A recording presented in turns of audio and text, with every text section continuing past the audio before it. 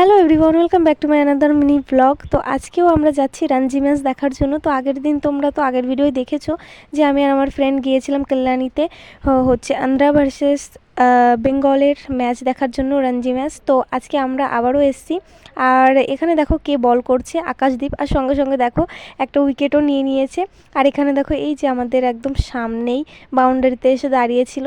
আর এই দেখো এখানে হচ্ছে মোহাম্মদ সামি ছিল। আর এখন দেখো নামছে হচ্ছে নীতিশ কুমার রেড্ডি ব্যাট করতে।